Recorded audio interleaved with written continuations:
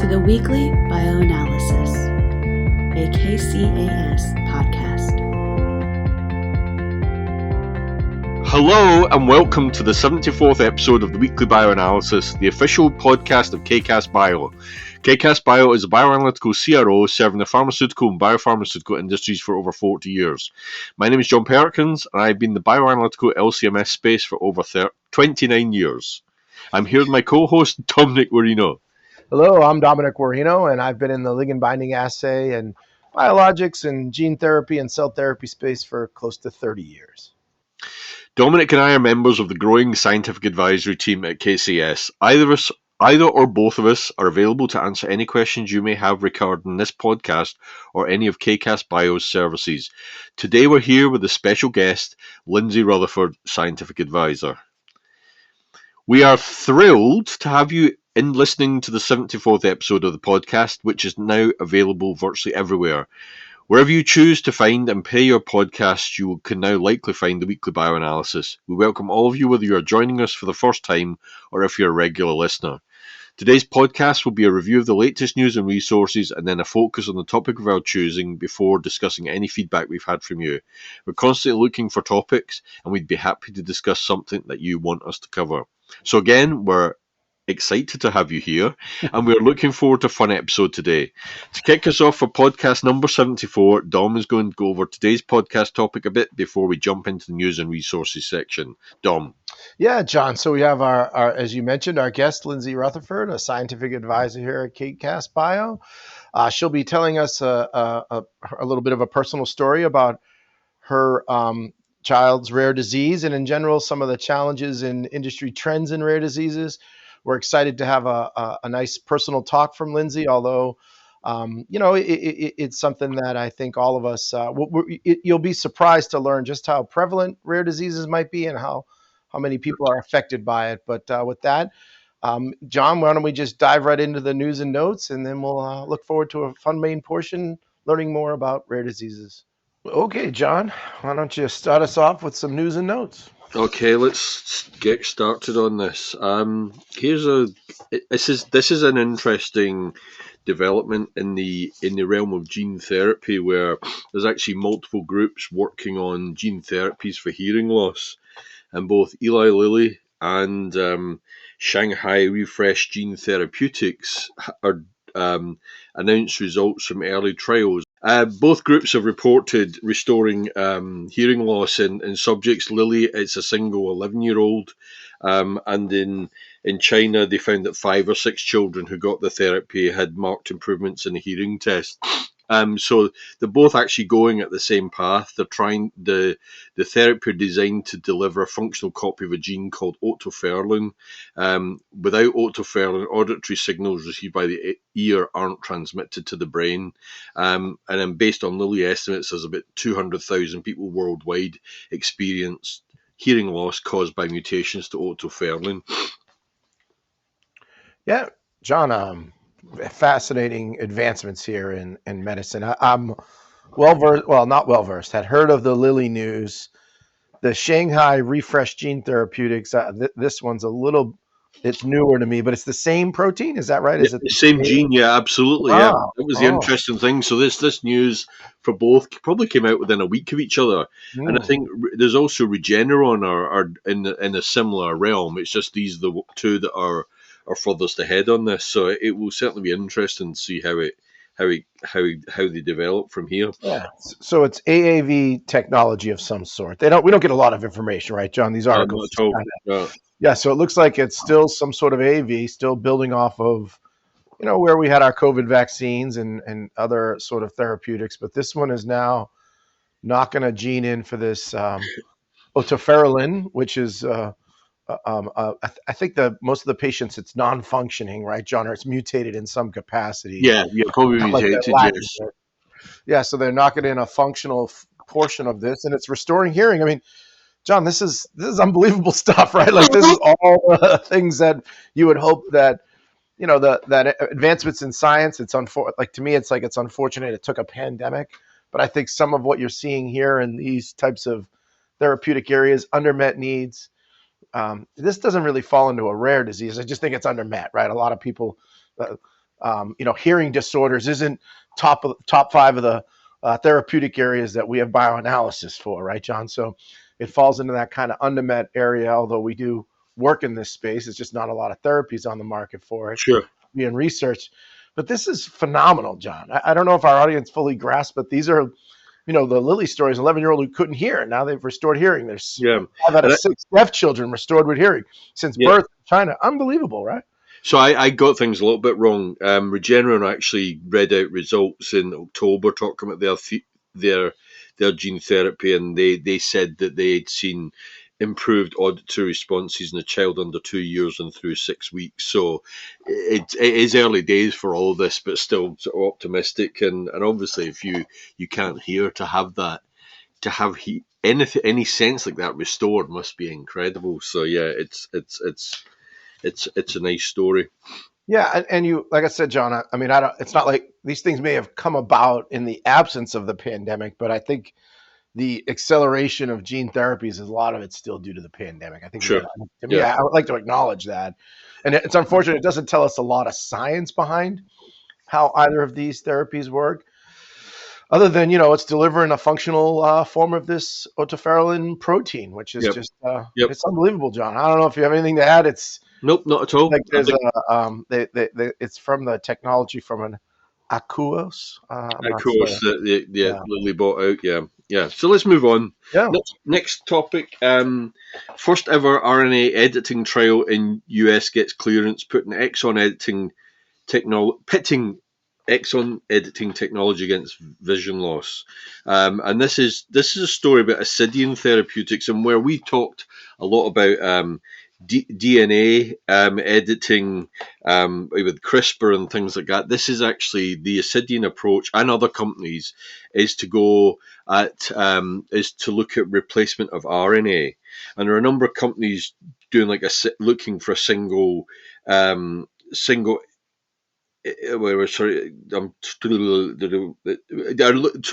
a lot of companies are looking at RNA editing therapies focused where you look at changing an enzyme called ADAR to alter single letter of the genetic code. I'll rephrase that because I'm all over the place this morning. It's all right, John. I think your lip got stuck for a second. Yeah, it did. There's a number of companies are looking at developing RNA editing therapies with a focus on a method that works with an enzyme called ADAR to alter a single letter of the genetic code. But actually, the Ascidian approach, taking inspiration from sea squirts, by the way, and that's where their name comes from, are actually looking to change a larger section at once. So basically, let's see, I'll just give a bit of background. Cells read RNA blueprints to make proteins, but before that they have to slice up the RNA molecules and remove the padding between tidbits of code called exons. Normally these exons, which contain the protein instructions, are stitched together from the same RNA strand, but sea squirts can actually shuffle exons between different RNA molecules. So that's the inspiration for the Ascidian approach. And so they've got a synthetic RNA molecule which they're looking to intervene in the splicing process and coax the cell to swap out a bad swathe of error-ridden exons for a corrected copy. By replacing the first 22 of 50 exons in the ABCA4 gene, the company believes it can treat roughly 60 to 70 patients of Stargardt's disease, which is the vision loss.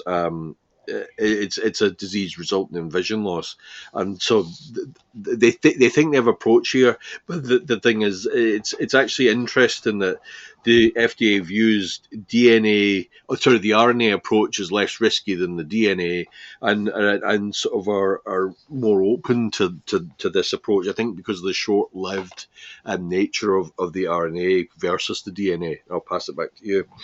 Yeah, the article makes note of like CRISPR-like technologies, right, John, which use more DNA, short-lived. They call it short-lived cousins of DNA, is what RNA is. But like the CRISPR technologies are more permanent, and I think that's why they're saying it's less risky. Although it's interesting they kind of went down that path. But yeah, like just another this Stargardt's disease. I'm not that familiar with this type of vision loss, but that's what their Ascendian Therapeutics is treating with their RNA editing, and this is such fascinating stuff, John. RNA editing. Like I'm old enough now to like have like learned it in undergrad, like as like when they first realized there was RNA editing, and here we are, close to 30 years, well over 30 years later, with therapies that are trying to correct RNA mutations and restore sight. Just really a cool looking, cool project. And John, as a side note, right, like up until maybe I can't tell exactly when, but we were taught that introns and exons, the introns were noise, and the exons were where the action took place. That's all been debunked now. Okay. I don't know if you know what I'm talking about. Like when you first started learning DNA and the principles of DNA, they had these intron materials and exon materials, or they were called open and closed, so to speak. And it was only the open regions that they thought were where the like action took place. Sure. But it takes place that all that so-called noise is how it bends. So that all had properties. If you had mutations in I'm pretty sure I had that backwards. I think it's the exons that are open and the introns that are closed. But either way, the stuff that's closed, they thought had it was just noise. But we all know that's not right, because if you make mutations in that, it can't bend the right way. So everything has meaning to it. I hope that. Sure, absolutely. I don't know if I'm articulating that well. I'm still no gene jockey, but yeah, really cool. Seems like they're replacing like 22 of 50 exons, right? I mean, quite a bit, like a big piece of real estate in my mind. Yeah, but still nothing we can see, right? It's still so hard to visualize, and just understand that all of this stuff is still just like Brownian movements and pattern recognitions. It's not like targeted yet, which is interesting to me, right? It just does. Sorry, go ahead. I'll give you a bit of background to the disease. Stargardt is the most common form of inherited vision loss, affecting about 30,000 people in the US. Vision loss is progressive, and they don't think that the therapy will restore lost vision, but it's the hope is that this can stall or hopefully halt the decline. So at least if you've been diagnosed, it's not going to. They hope it's not going to get worse. And it's got the disease has links to more than 1,000 typos in a gene called ABCA4, which encodes a protein vital for healthy vision. Designing separate therapies to fix each mutation is impractical, and while replacing the gene entirely would be ideal, that's currently impossible because it's too big to fit into the viruses commonly used in gene therapies to shuttle DNA into cells. So that's the background to why the alternative approach of going with RNA and then taking inspiration from C-squirts to change what you say is a large chunk to hopefully have an effect. So it will certainly be interesting to see where this goes. I mean, they're at that stage where they're looking to recruit subjects for a trial. Obviously, now they've got approval to move forward. So this could be I'm sure we'll be revisiting this in the future. A couple of things, right, John? They haven't published anything yet, and then it's a one and done therapy, right? I believe that's the desire here. What I mean, what they mean, or what I mean when I say that is it's a single injection. Yeah, sure. Into the eye, and that's powerful too. The thought of a single injection, and they talk about continuing to work to overwrite bad copies of the vital gene. It's all it seems Star Trek-y to me, John. I'll go it that way, but incredible stuff, and the sky's the limit. Some of it is if we're starting to replace let's see, it said like something like 22 or 50 exons or something. Yes. Yeah, which there's Lord knows how many we have in us, but it's fascinating, and the eye is so immune privileged too. It's a great organ to kind of beta test some of these technologies on. But as soon as we unlock the keys to something like the eye, the next step is to be able to try and treat someone systemically, and it's incredible. I don't know, maybe my energy is a little low because it's a Monday, John, I guess. But geez, this is like these stories are major advancements in medicines, and this is the future, right, John? This is what. Oh yeah, absolutely. Yeah, these are the modalities that we can help support, but it's not a traditional LBA or traditional LCMS method, is it, to support these things? Certainly way beyond me, but it's still fascinating to find out what is going on. Yeah, but it doesn't, like, none of that. Like, there's no plasma serum method that's going to be used No. in these types of treatments. But both, ear and eye are somewhat unique areas, and you wouldn't expect much action going on systemically. But just another bioanalytical hurdle, right? How do you support these things? Maybe that's a whole nother topic, John. I feel like there's a podcast in there somewhere. Sure. Yeah. Yeah. No, I don't have anything else to say about Ascendian. No, I'm going to move on to the Yeah. next topic, and this is interesting. So, I think in life you know people with autoimmune diseases, etc. And this is actually lupus trigger discovered. And this is from the Max Planck Institute in Germany. And basically, the background is the innate immune system responds to invading pathogens within minutes. Is an initial line of defense that keeps pathogens at bay until the more specific adaptive immune system kicks in. However, this speed comes at a price. The innate immune system's response is so strong and unspecific that it must be well controlled to prevent it from turning against the body itself. And this is your issue with autoimmune diseases. Your innate immune response is out of control. So basically, behind this, there's a balance where cells have to be constantly producing and degrading receptors. So it's the receptors are immune receptors called like toll-like receptor 7, which can recognize the genetic material of viruses and bacteria and then triggers an immune response against the invaders. This group we're looking, and the group is Oliver Major's group at the Max Planck Institute for Infection Biology, and we're able to show that a protein complex called BORC is required to degrade toll-like receptor 7 within a cell. In addition, BORC needs another protein, UNC9381, to carry out the degradation process correctly. If there's an error in this process, the receptor isn't degraded, it accumulates. And this is known from mice several years ago, that the accumulation of these receptors is a problem. And then this then leads to an immune response against self. This is then the trigger for autoimmune disease lupus. This group collaborated with another team, and they found that even a single, I think for one patient, they did just a single mutation in the UNC9381, and it was sufficient to actually then trigger the autoimmune response.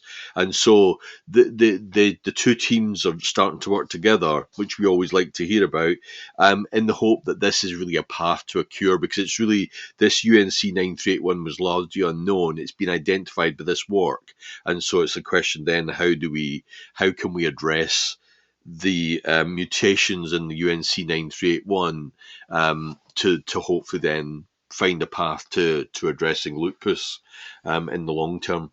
Yeah, John, fascinating stuff. TLRs, toll-like receptors, innate receptors that have been studied for some time now, finally seeing some fruition of all that.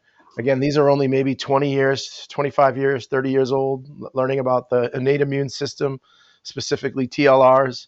It's great to see some advances in science. I think you really keyed it up nicely with just, this is if you ever heard me talk about the dual-edged sword of immunology, this is it at its finest. You have these innate receptors, innate immune cells that are there. They're your first line of defense. I think of them as like the Marines of your body. They're just all pattern recognition.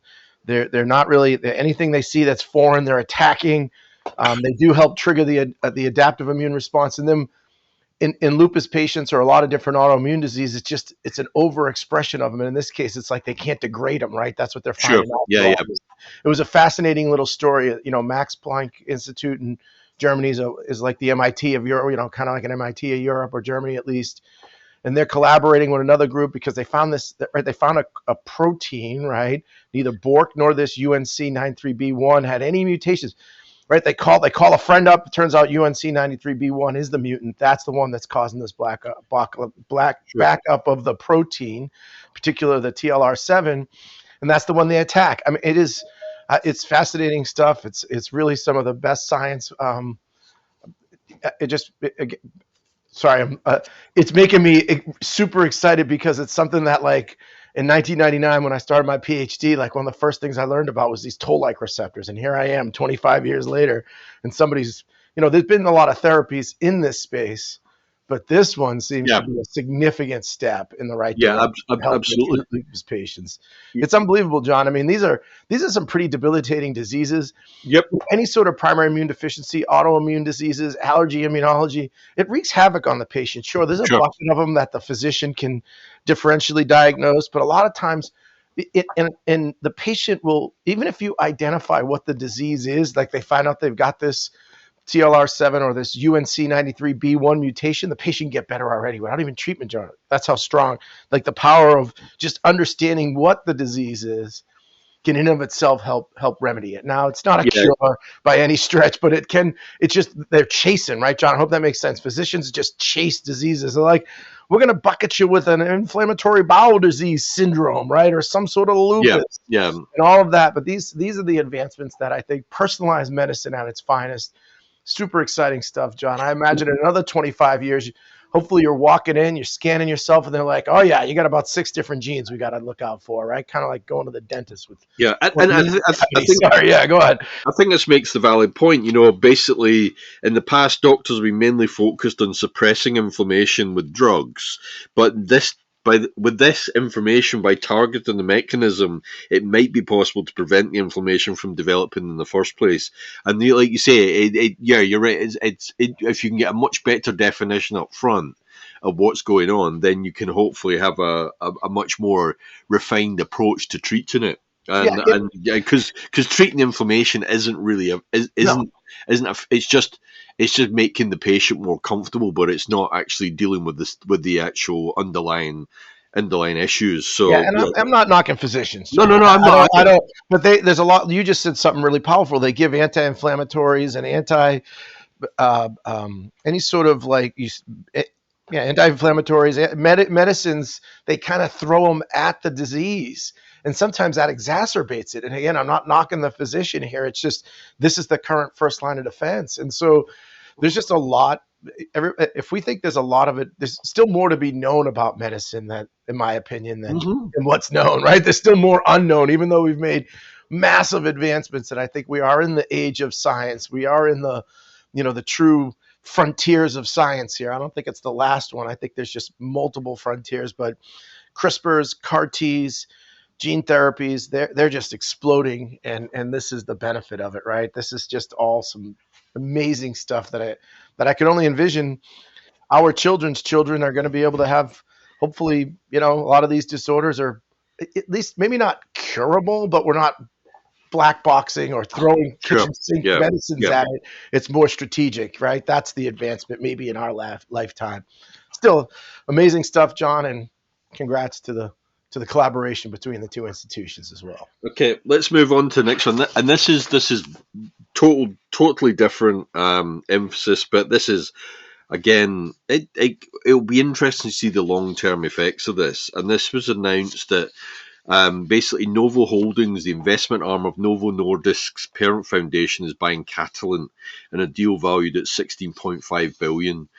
So basically Catalent, as a bit of background, is a major player in the contract development and manufacturing world, and is heavily involved in producing Novo Nordisk's top-selling obesity drug Wegovy, which continues to be in shortage. So we have the two frontrunners on the obesity treatment are Wegovy, which is semaglutide, and then Eli Lilly's Mounjaro, which is tirzepatide, originally developed to address diabetes, but then they found that there's obviously this effect on weight loss, and the constant theme throughout any discussion is how manufacturing is lagging demand. So Novo Nordisk have basically made the decision to go ahead and buy a manufacturing organization to help boost their own production. But there's an awful lot of questions about this. I mean, I think I'm not sure if it's clever or not. I'm not going to pass any judgment on it.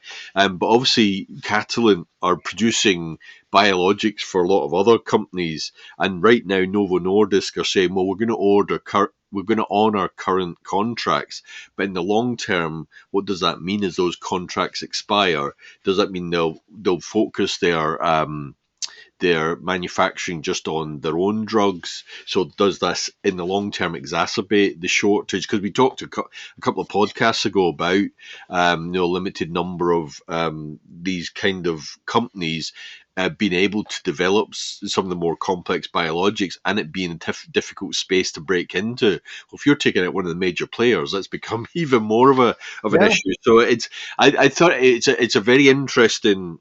A very interesting approach by Novo, but also the implications are quite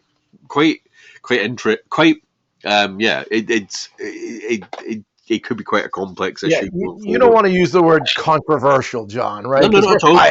We don't like that. But this is, if this is as big as, if in our industry, in the bioanalytical, let's just call it the drug development industry, this announcement was a pretty big one. This is almost scandalous, right? If we were in Hollywood, this would be a scandalous report, right? That's the level. But it's just business too, right? The same. Sure.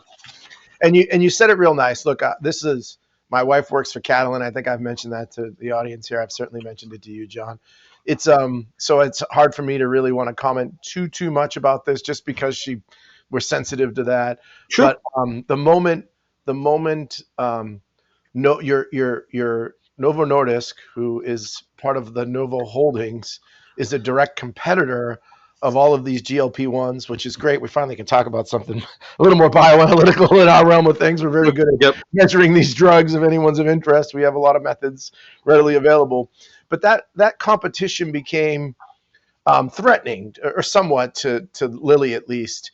And then that's where four burning questions about the future of this, right? Lilly's CEO is raising concerns, but you couldn't. It doesn't make good business practice to look at like a good chunk of your future, and I don't know what that is, and for Lilly and the industry in general, and say, gee, we're just going to hand it over to our competitors to some degree, because that's what it is now. So I would imagine some form of, they'll honor things, and business is business, but I would be surprised if Lilly's not looking to, invest heavily in whoever can support them for the manufacturing of these drugs. But it's about as scandalous as it gets, John, right? Like, this is our scandal.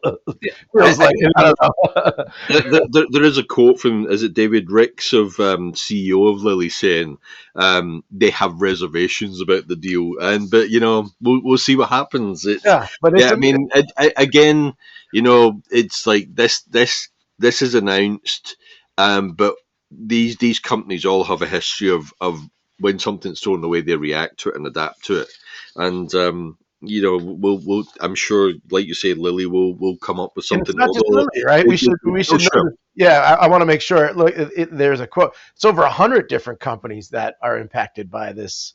Sure, but I think the reason why the focus on Lilly is because of the rivalry between the weight loss drugs, and there are lots more of those in the pipeline too. I mean, there's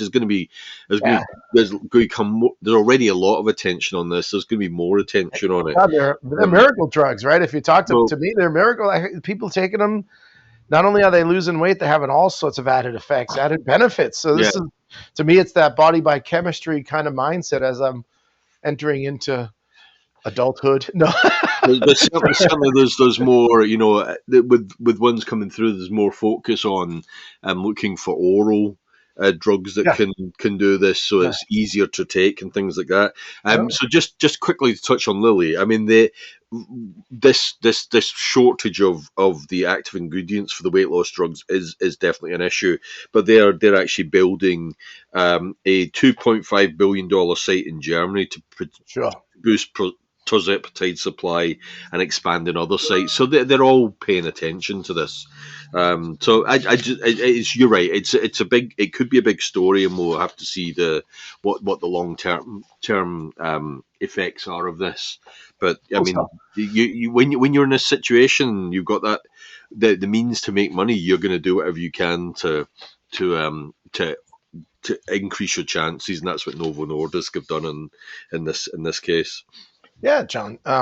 Nice segue into our main topic for today, right? Not that this is germane to that, but other portions of our news and notes were heavily focused in that, and so if we're good, we'll jump. Let's move on. Yeah, absolutely. And today we're going to talk about addressing the needs of rare diseases, some challenges in industry trends. And we have our guest here, Lindsay Rutherford's with us.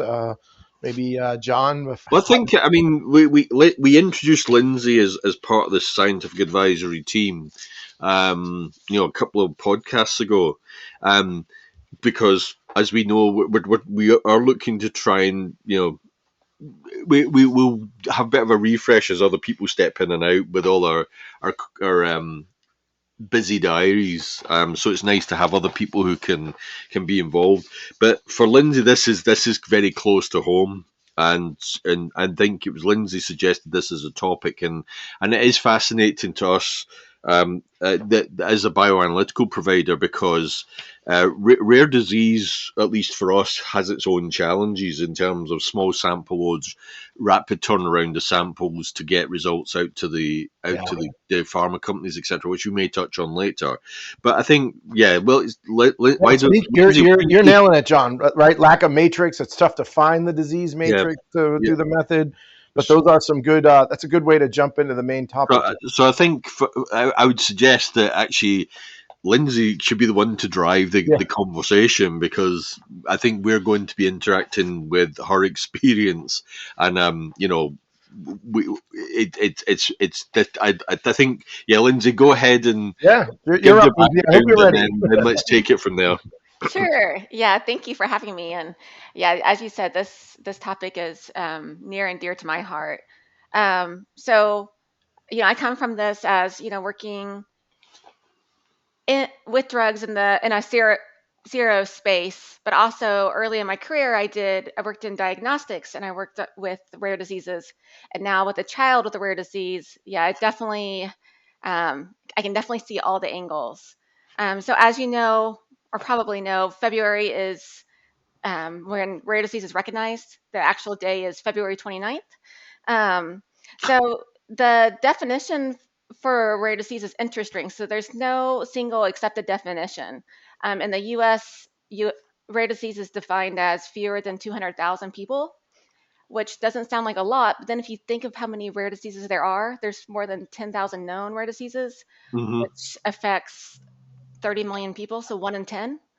So when I was thinking about this, Lindsay, can you repeat those stats? That's yeah. So, and Lindsay, is that worldwide or is that just in the US?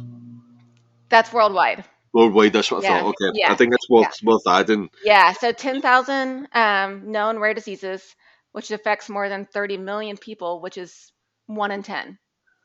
So, those numbers were. That's a lot. When you think rare diseases, we think less than 1,000. It might be some magical number, and when you say 30 million people globally are affected, that's what we're saying, right? 30 million people have some form of a rare disease. If that 30 million, this must be 10% of the US, even if it. So I think because the population of the world is billions, so right. Yeah, so the 30 million must be 10% so it must in the US. Be 30 million in the US. Yeah, but the actual definition for the actual, when you said the number of patients, I think that's the number of patients for a single condition worldwide is the less than 200,000. That's correct. Yeah. Okay.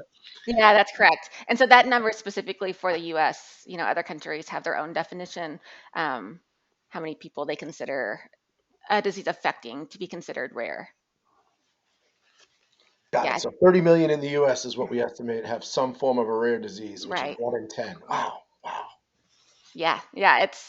The numbers were really surprising to me. I was very surprised. But then if you think about how many different rare diseases, even ones that we've worked on, it's amazing.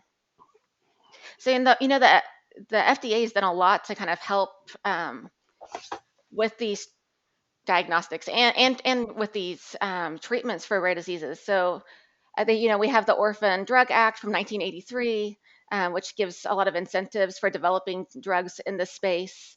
They give tax credits for clinical testing, as well as waivers for the prescription user fee, which helps out a lot. But even still, I mean, it's expensive. It costs a lot to develop these drugs in this space. I think you touched on it, Dom, earlier when you mentioned how hard it is to get matrix for these. It's, and and even to once you get into your studies to find a number of participants, right? Yes. Yeah. Slow Yeah, moving. They slow make a lot of moving, exceptions. Yeah, right? you referenced that act from the 80s, and Hmm. I think there are a few other credits that fast tracking as well as Right, you can't maybe you'll talk. I don't want to steal your thunder too much, but you can't set up a phase 3 clinical trial and enroll hundreds of patients when it's a rare disease, right? So it's right. Yes, Because yeah. for many of them, the hundreds of patients don't exist. But that, I mean, even with those incentives, we touched on this in the past. There have been instances where families who have a child with a rare disease have raised money. The rights have then passed to a pharma company, but then it comes into contact with business decisions, and you've had a number of things that have actually, or treatments that have stalled during development because the cost is there, and the companies involved have made a hard financial decision not to take things any further. And of course, the impact on the families is huge. Yeah, that is true. That yes, very much so. And so I was doing some reading, and the FDA is starting this START pilot program. Have you heard of this? I haven't no. no, I have not. Yeah, so it's stands for Support for Clinical Trials Advancing Rare Diseases and Therapeutics. So it's pretty new. Like I said, it's just a pilot program right now.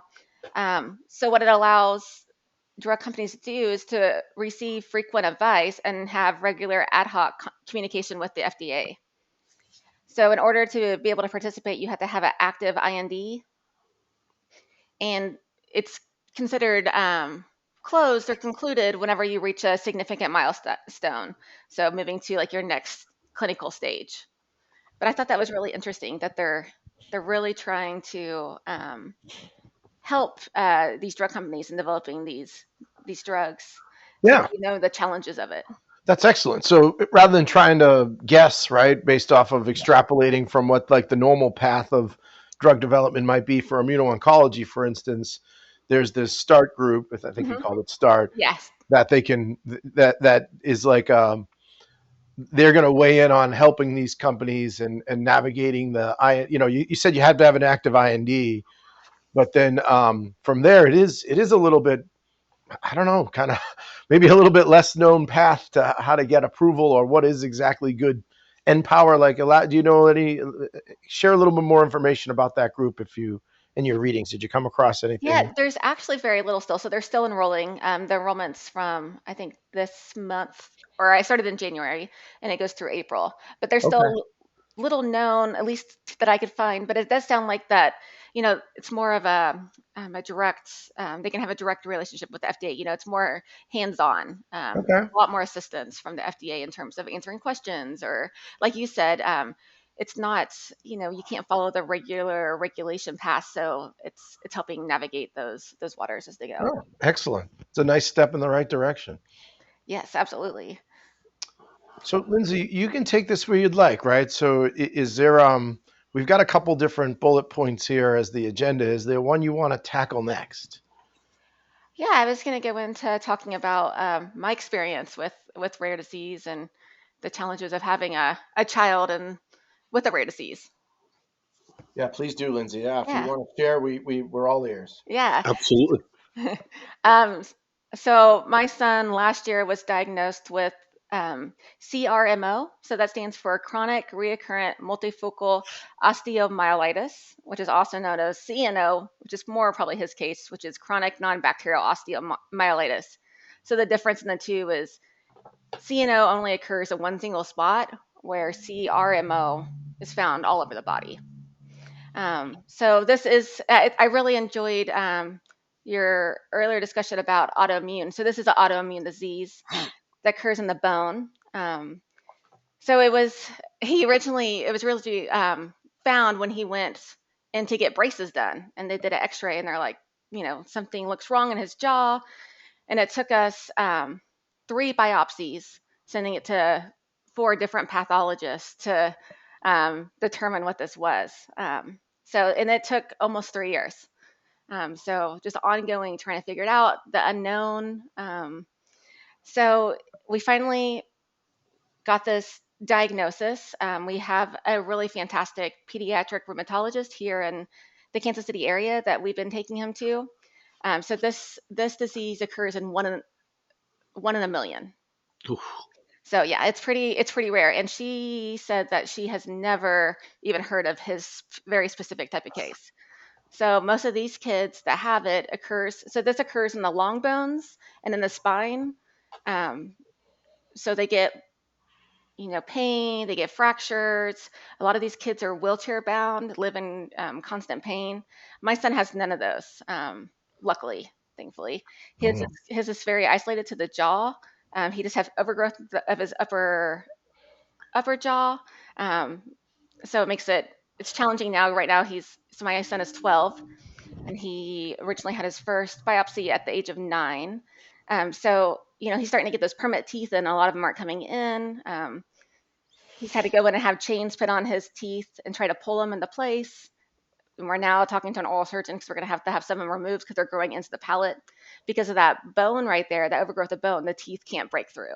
Okay. Wow.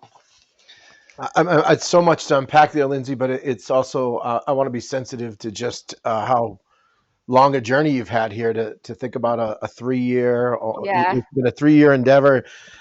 You're a 9-year-old.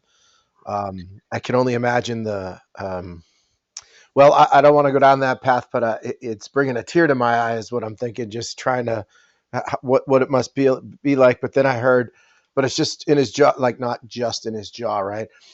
You've got there's quite a few things there, but you almost feel like it could have been so much worse, right? Is that Right. yeah. And so I started digging into it, of course, as a scientist, and my Sure. husband's a scientist as well. And, the first thing we did is looked at, peer-reviewed articles, and I found some support groups. And, after listening to all these other parents, even made me question, like, is this what he has? There's, his symptoms are so very different from some of these other kids. Yeah, he's like living almost a normal. He's playing Right. sports, right? Right. Yeah. He plays all the He's sports. yeah, He he's doing all runs. these things. I'm sure there's some mouth pain though. Does he have pain in his jaw or not? He Yeah. actually doesn't. He doesn't. Wow. Yeah, that's why Wow. his rheumatologist is like, Wow. this is like such an interesting case. Because when you reach out to these other groups, they got children that can't get out of bed, right? Like these Exactly. are Can't go to school, wheelchair bound. Yeah. Yeah. So yeah. So, and again, I don't want to intrude too much. So, is there any additional precautions he has to take in everyday right. life, or Yeah. So yeah, that's a good question, John. So he's currently when we before we got this diagnosis, we had those chains put on to kind of pull those Mhm. teeth down. So the next step after being diagnosed with the biopsy is to have a full body MRI. So we can't do that due to the chains in his mouth, but we could, have an MRI of the rest of his body except for his head. And so we know there's no active CRMO anywhere in his body. We don't know about his head. But then the question was, do you preemptively go ahead and start treating, right? In case there's active CRMO in his jaw, or do you wait? And so that was the big question. And I think as you touched on it earlier, a lot of the original, this has been a long time ago, but using long-term NSAIDs, right, anti-inflammatories Yep. was the way to go. But they've now come back and found, those can cause more harm than good, with stomach ulcers and heart issues. So our rheumatologist recommended putting him on Humira Okay. for a year. So that's what he's currently on. And Interesting. So that's an off-label usage of yeah, it Humira. is. Yeah, it's an anti-TNF alpha antibody. In case John, Yeah. if you didn't know exactly what Humira was, fascinating. No, continue, Lindsay. The because I think this is really what at least my curiosity goes towards his current treatment is not all the standard regimen of Right. steroidals or anti-inflammatories because your physician says, hey, wait a minute, where that might not really be. They decide must have some sort of level of TNF alpha or precautionary Zon Humira, which one of the safer biologics on the market, right? Yes.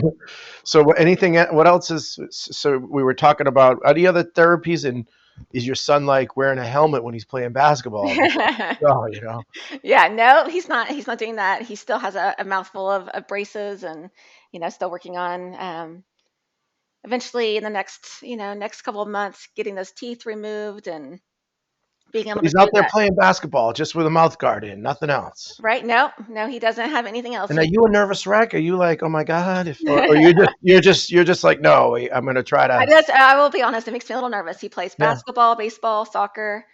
everything. He does it all. Yes. It does. You're right, though. I'm kind of glad he got out of the keeper position in soccer. That was really stressful. Oh, and and like he doesn't even know he's sick, right? Is that He the does. mind? He does. He actually he knows about it. He's done his own research. We have brought him in and made him part of the discussions and conversations and decisions when we decided, next steps and what Sure. drugs, to try. And luckily, he's old enough that he understands, and we definitely wanted him to, be part of that decision making process. But he doesn't wake up and feel bad for himself or anything, right? No, he doesn't. He doesn't like shots, so that's been Yeah, taking who Humira. doesn't? Humira has been, Okay. it's Once a given by it's a shot form that's Is it every monthly? 2 weeks. No, every 2 2 weeks. weeks. Okay. 2 weeks, okay. And are you delivering? Sorry, that's not a No, right. yeah. No, my husband does it. Okay. Yeah. You're able to do that in that. You don't have to go to a physician No, or we don't. anything. No. So from here, if for children that are on Humira that have this disease, and if it's not working, they usually move up to methotrexate. Trust Um, me. Yep. Trexate, yes. And Methotrexate, yeah. Mhm. so Yeah. that's the next step for this Wow. kind of treatment. What a So then, journey. Sorry, yeah. I'm sure you're giving us 3 years and 15 minutes here. I can only imagine um, do you feel blessed or do you feel like, how does, I don't know. Sorry. No, yeah, no. I mean, I do feel, I do feel blessed that it's not worse than it is. Sure. But then you always like every day you're like, how are you feeling? You're always questioning because it could, Mm, you never know if it's going to appear somewhere else or if he will become one of those children that are, yeah. And you have another child, right? How is all, because I mean, every day you ask your kids how, at least how you right, doing? How you right, feeling? yeah. All those types. I got an 18-year-old. He doesn't want me asking him any more questions. But what you have another is this is your 12-year-old, and I And I believe have you a have 10-year-old. Yeah. okay. So the I'm, 10-year-old is still trying to figure this out, or how is yeah, that dynamic? yeah. We talk about it as a family. He knows knows about his brother's condition. We discuss it. He knows when we have a doctor's appointment or Mm, specialist appointment. He knows when he helps whenever we give his shot because we set a timer because you have okay. part of it is, yeah, it's timed. So he participates and So understands. you guys are a family of science, right? That's Right, what I'm we really hearing. are. Yep. We really Yep. are. Yeah. A lot of scientific discussions at the dinner table. Awesome. I know my table talk is sometimes pretty intense, and I'm sure yours is fascinating. And it sounds like you're rallying as a family, as I imagine most do. So Yeah. yeah, Go ahead, John. that does make me think. I mean, thankfully, your son's condition is relatively minor compared to other uh, patients who have this. Right. Is there any because you talk about use of Humira and methotrexate, and obviously that's not what those drugs were designed for. Is there any investigative drugs in the pipeline for this, for the more severe cases, or what kind of is what kind of hope is there for other families? Right. That's a good question. And from my research and talking to my son's rheumatologist, there isn't yet. Okay, There's just so few cases. It's still, sure, I mean, interestingly, the first reported case of this was in 1972. So it's been, it's been around a little bit, but I think it's just because these kids show so many different symptoms, right? And yes, it's yes. so hard to actually diagnose and hmm determine. It's almost like you kind of rule out everything else until you get to that So, so, biopsy. and again, if I'm stepping in on too far, just tell me to shut up. But so they haven't diagnosed really what leads to that in terms of when we talked about the lupus case earlier. Someone's found, the the the the the gene that's the issue. We basically, again, because there's this multiplicity of symptoms, but they don't really know what the underlying driver is. Right, that's true. So what they know of for this is an autoinflammatory bone disorder that's caused from an imbalance of cytokine expression from innate immune cells. Wow. So the molecular path is still unclear. Variable molecules, the effects appear to result from an inflammasome activation and pro-inflammatory cytokine expression. Yeah, those are some new inflammasome, right? That's like a it's like a made up word in my world. I But know, I feel like that too. That's a relatively new word. You'd have trouble defining what an inflammasome is because it's just something, and it's as I said earlier, it's kind of a comfort word, right? That's something to help diagnose, but there's not much, the draw me the inflammasome pathway. Good luck, right? So yes. So Lindsay, you're thanks for sharing all this. If I heard you right, like the standard of care for this disorder is like on a case by case basis, or is it? No, Okay, but yeah, not very much just Humira and Mexitrin. Those are probably common forms of it, but I guess it depends on exactly what. If it's a debilitating back thing, then that's going to be different than, say, your son's kind of issues with and still like not a fun way to grow up with some of this. Sorry, I'll talk that way. I think we're all scientists with now he's most kids worry about braces, and I wore braces for like 6 or 7 years. I had an awful, I don't know, that still makes me shake a little bit, but it pales in comparison to what your son's going through. And I had to wear headgear and all this other stuff. And then of course, right when I wore the braces from like, I'm telling you, like 10 to 16. Right when I got them off, my wisdom teeth were like impacted and growing sideways. And the doc's like, yeah, in 4 months, if we don't take these wisdom teeth out, everything we did on his braces is going to go south. So I had to immediately, after wearing braces I don't want to make it about me, but I got 4 wisdom teeth removed at 16 years of age. And so if you go into my mouth or give me a shot, I don't like any of that. So it's because of some of that youth. But there isn't a great standard of care. There isn't really, and there's no you don't know of any exploratory medicines, nothing on it. You're using Humira off label. That's fantastic, but no other therapies that you can share with us. But this screams some sort of, AAV gene therapy. Right. Yeah. Not that I know of. I'm sure there's somebody working on it somewhere. But yeah, right now it's just these off-labeled Well, bisphosphate, methotrexate. Lindsay, we'll talk offline. As after we retire from KCAS Bio, Right? we know what our initiative is going to be. I'll help you drive that. If it all works out, that would be a great altruistic pivot, because my family, it's all diabetes and cardiac stuff. So I think the world's working on those types of things. But it's fascinating, Lindsay. So I feel like we got a few more minutes here. Where else do you want to? We talked about we didn't talk about the cost of these things necessarily, because that's a big thing, but maybe touch on that. Yeah. So, using a drug, off label can be pricey, and it's difficult, obviously, to get through insurance as well. But I mean, I'm sure so there's that cost, right? The cost to the end user, to the patient. Thankfully for good health insurance. Yeah, but you're not. At least it's not. So some of these gene therapies or some of these other rare disease therapies, like, I love our friends at BioMarin, but their therapeutics are like over 1.2 million a year. You're not in that category, fortunately. But you said something interesting. You probably had to fight pretty hard to get the Humira covered. Is that right? Yeah, that's true.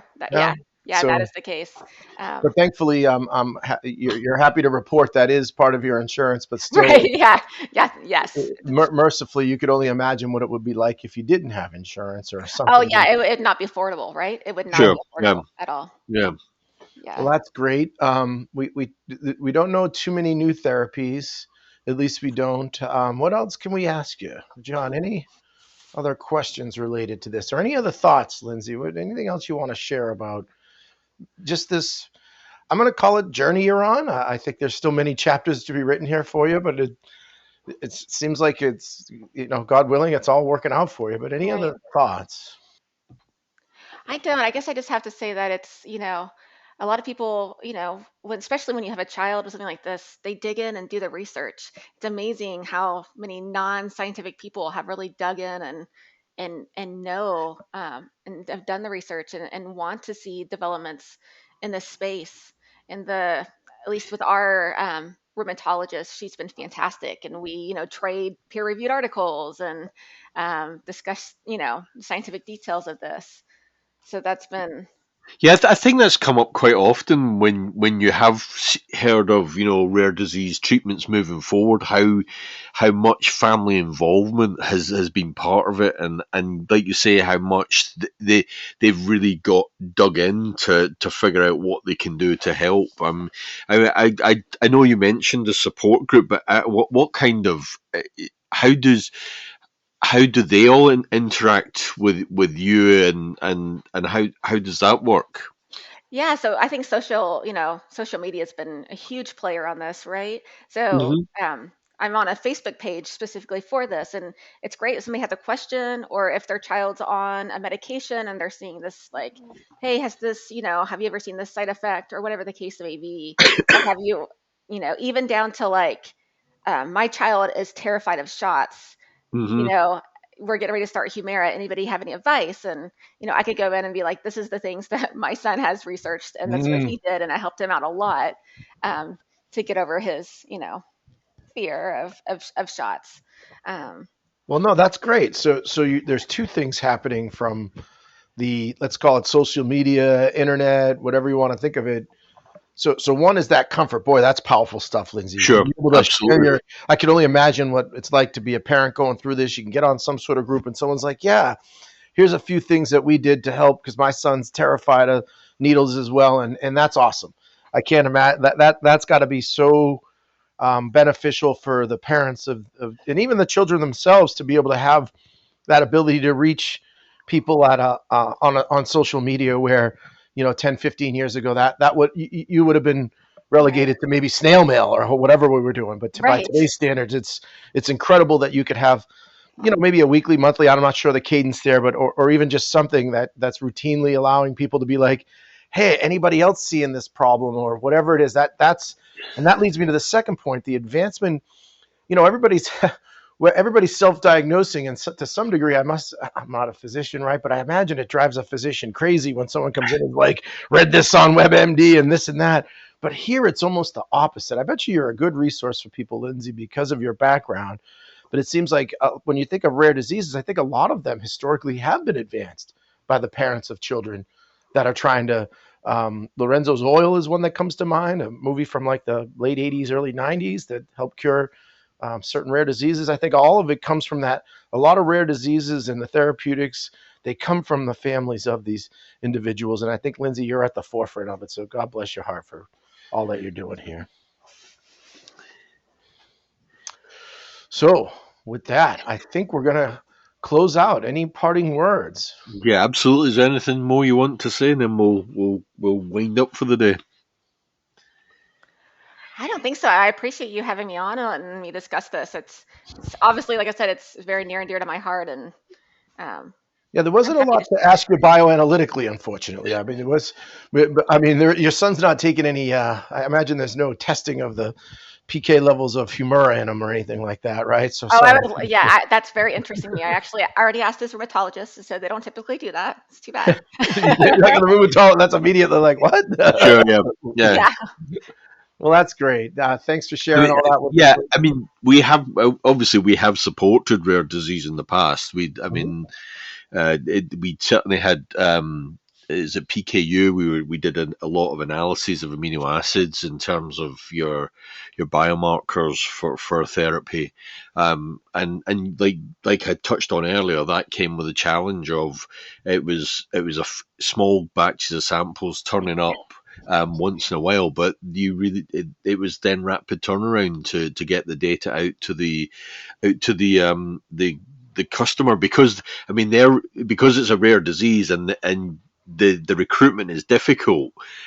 They want to see the data from each subject as they have them, because they don't know when the next subject is going to be on board, to for them to study further what's going on. So yeah, the support of it is critical in terms of it stretches our logistics, etc. But there's a strong reason why you have to adapt your processes to meet the client's needs in Yeah, these John, cases. I'll add, we have at least 3 active immunogenicity programs in this space, and they're sorts of cellular therapies or single dose therapeutics that require 5-7 years of immunogenicity. So, whether it's the gene they're knocking in or the actual therapeutic itself, we're pretty active on the immunogenicity side to support rare diseases. We do, as you mentioned, some PK. We've mentioned a couple companies even today that we help support. I think it makes up a little bit, like somewhere like can fluctuate between 5 to 10% of our businesses in the rare disease space at any given moment. Not a lot. But you're right. The turnaround, I think we're structured real well. We're set up nicely to support them, but there is a rapid turnaround on even the immunogenicity side of it, because sometimes they're worried about a pre-existing antibody or something happening after over time. Maybe some of them's a single dose, or they're going to give them like it's like an annual. It's hard to describe exactly what might be happening with some of these autologous therapeutics or AAV therapeutics, but it's great work. It's really altruistic work, and a lot of it has to monitor these patients for quite a long time, just from the safety of it. So, great stuff. I don't have anything else. We can close out. Nope. Let's close out. Questions for Lindsay. All right, Lindsay. So we're going to skip favorite podcast, because if I'm you, I'd say the one that I was on last time. But I don't know if you want to comment on your favorite podcast. That's usually what we kick off on. Yeah, like I said, I think my favorite still, when you talked about the COVID podcast, are really interesting to me. Yeah, we get that a lot. That's flattering. Yes. John and I were like, who in their right mind is listening to us before? They're still, because they're very interesting in how you developed, how you discussed it as times changed and new information came out. I really enjoyed those. Yeah. Thank you for that.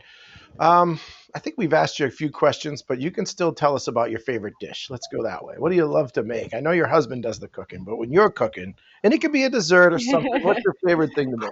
Oh, let's see. Well, if I were to ask my son, he would say his favorite thing that I make is stuffed shells. Oh, yeah. Tell us. This is a good one. What does that mean? So this is my younger son, but he loves, I just make, they're meatless. They're just stuffed with like spinach and cheese and topped with some marinara sauce. So but you make like a ricotta cheese. Yeah, exactly. Kind of stuffing, and then you spoon them into the cooked shells, right? And then you bake it. Oh man, exactly. Now you're speaking my language. Some seasoning. Yeah. So good. Yeah, and meatless is the way to go. Don't make them. You don't need the meatball can go on the side. I do like a meatless shell, but then you cover it with marinara and bake it. Cover it with mozzarella. Yeah. And we recently got into, I should say my husband, but we've been a joint effort. We got into making our own marinara sauce, and not using, store bought, but starting from scratch. So that's been fun. Worcestershire sauce and sugar is the key, Lindsay. Yes. You want to know the secrets.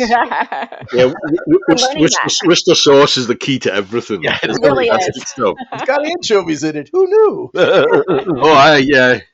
Well, it's from close to the part of the country my dad was from, so you always think of Worcester sauce on the. Tell you what, my recommended use for Worcester sauce: if you do fried eggs, splash some Worcester sauce on the egg once it's cooked. Fantastic, seriously. Huh. Well, Lindsay, that was a good one. You got me. So like it's stuffed shells, are almost like manicotti-esque, right? Right. Similar. Yeah. Good for you. That's near and dear to my heart. Well. All right. I like that one because I've thought about, as a kid growing up, I think I had stuffed shells like 2-3 times a month, like a couple times a month, every Wednesday and Sunday. Mom made pasta sauce all day Sunday. We had pasta on Sunday and pasta on Wednesday and pizza on Friday. So 3 of the meals growing up every week for like 15 years of my life. I wouldn't complain about that. No, it wasn't bad. I had a lot of friends. I wanted to come over for pizza on Friday nights because my mom was such a good cook, but it was like Sunday was a pasta dinner. Wednesday was like a leftover, whatever. Sometimes it was like ricotta, like, stuffed shells or manicotti, but whatever remnants she had. And then she kept a little bit of sauce left over for the pizza on Friday. See how that worked? It kind of made a bunch of meals. But let's switch gears and let's talk about. I think I know what your favorite drink is. But why don't you remind us or pick something different from the last time? I feel like Yeah. So recently, I started when we have family get-togethers. All my family lives close. I'm make the drinks or bring something, and so I started making like a spicy margarita. So that's been my go-to lately. It's really good. that's a challenge, boy. Those are tough to Yeah, make, I think. making the simple syrup and cutting up some jalapenos and putting in it when you make that, and that's where you get the little bit of spiciness to it. And Not easy. A margarita is like, I was on the quest to make the perfect margarita. I don't think I've ever really quite found it. I got close though. this one's pretty good. Maybe I'll share my recipe, Dom. Yeah, spicy one. My wife loves, if there's jalapeno in it, it's her favorite. She absolutely loves the. And then if you want, the next endeavor is a prickly pear margarita. A prickly pear margarita is one of the most underrated drinks that you'll ever have. If you can get yourself a prickly pear, Oh, I'll have to try one of those. it's a good one. Okay, well, you're out of the hot seat, Lindsay, basically, unless John had some other hot seat questions for you. I don't Otherwise, know anything. I mean, we would usually do what's your weekend plans, but we're through the weekend, so Yeah. I think it's a little bit early for that. maybe you tell us what your weekend. John, why don't you share what you did this weekend? Anything fun? It was a quiet weekend. This was one where supermarket shop for food on Saturday, and then yesterday was cooking. So I'm trying to get back into this thing of doing like a nice 3-course dinner every once in a while, and I did one yesterday. It was first course needs improvement. So it's the cook. The cookery book I used was Marcus Samuelson's Aquavit, which I've had for years, never actually cooked anything from. So the first one was like a beef carpaccio in a mushroom tea, and then the second piece was glazed salmon with wasabi, sabayon, which was excellent. That was really nice. And then dessert was a champagne granita, which is basically champagne for dessert. I mean, how can you go wrong with that? So, yeah, that was what we did last night. Yeah, I can't make any of that, but I could make the stustuffed shells. Well, it's as long as you can follow instructions, it's fine. You know, it's yeah. It worked. I just the first course I sort of looked it up. Yeah, I can do better on this, you know, and so I'll maybe do it another time. But the other two were great. Yeah, I had a similar. Like, I didn't cook much this weekend. Very quiet. I had one of the best Saturdays ever. I just rode my bike for my Peloton. It was real cold here, a couple hours riding that, and just watching some Premier League soccer when I did that. Had a real casual, relaxing Saturday. But then yesterday we did a lot of errands to get ready for our trip to Cancun. So in a couple weeks, we're going to Cancun for a week. It's my son's senior spring break trip for his senior year, and there's I don't know, like maybe 80 or 90 students going, and at least one parent from each of them is going as well. And a lot of us, couples wise, there's like 5-6 other couples. So the kids kind of, you get on this resort, you don't leave the resort. It has everything you need. It's all inclusive. The kids run around for a week doing things that 18-year-olds can't do in the U.S. And then in return, apparently the parents all hang out and kind of have a good time. So it should be fun, but we got some luggage, simple stuff. John, this is boring. I'm putting myself to sleep with it, but it was my wife slept a lot better last night, checking off a half dozen things she wanted to get done for this trip. So that was good. Lindsay, you can dive in, and then we'll part ways. If you want to share anything about your weekend, it was great for you to open up a little bit about your son. I'm sure you guys were out doing something fun in some basketball court or something, huh? Yeah, there was some basketball games. My younger son sang at the Comets game. Have you been to a Comets game? Oh, I haven't yet. No, but it's you should go. Yeah. Are they a new stadium, or are they at Sporting? Where are they playing? Yeah, they play at Cable Dahmer. Yeah, so that's a new arena, right? Or yeah, it's over in Independence. It's where Stoll Park used to be. The Mavericks play. Oh, okay. So they play in the same arena as gotcha. But I'm thinking of a different. Yeah. So it's the indoor soccer team, right? The Comets. Right. Yeah, a lot of fun. I've heard great things. It was a lot of fun. We did that and got some hiking in on Sunday. The weather turned nicer on Sunday from Saturday, so yeah. That's right. Why don't you tell us why you're doing the hiking, right? What are you hiking for? So we're getting ready to go on a trip to New Zealand next month. So we have my husband's planning a 12-mile hike while we're there. So yeah, we're trying to. John fell out of his seat. He's like, "That's not a vacation, a 12-mile hike." What is that? That's well, you hike up this to the top of the summit, so you experience all seasons as you go. It's you start when it's nice and warm, and when you get up to the top, you need a winter coat. So yeah, I would love that, Lindsay. I think John's more interested in the summer down the bottom, and he's. I show. For me, it's all about if I'm visiting a new country, it's all about the wildlife there. So if that hike's going to make me see things I've never seen before, then I'm up for it. Oh, good deal. But yeah, as a concept, a 12-mile hike, I'd rather just sit in a bar. And well, there is plans, John. There is plans to go out to the island and go to the wineries too. So we're doing that as well. Yeah, and so you mentioned your 12-year-old. He goes on these hikes, no problem, right? Right. Yeah. That kid. He amazes me every day. He can do. He can run a 5K in under 20 minminutes. I mean, oh my goodness, he's Lindsay. Impressive. He has impressed me along the way so much. I can't run a 2.5K under 20. Yeah, we talked about this. I'm a solid under 40 to run my 5K, and I'm happy about that if I can do it in 12-minute miles or so. But wow, so he's got some wheels to him. Yeah, he does. Your whole family's like that, though, right? All of you. Yeah. Well, thanks for sharing your story with us today, Lindsay. Yeah, thanks for having me. Enjoyed it. I don't know, John. We can part with that. That's it for today. This is like our 74th. Yes. Wow. As you would know from the intro if you'd been listening. Yeah. No, I just had a senescent moment there. But no, Lindsay, thanks for sharing your story here today on the 74th podcast. And John, I'll say goodbye to everybody and see you in the funny pages. Yes, absolutely. We'll see you next time. I'll see you next week when I'm in Kansas City. Awesome.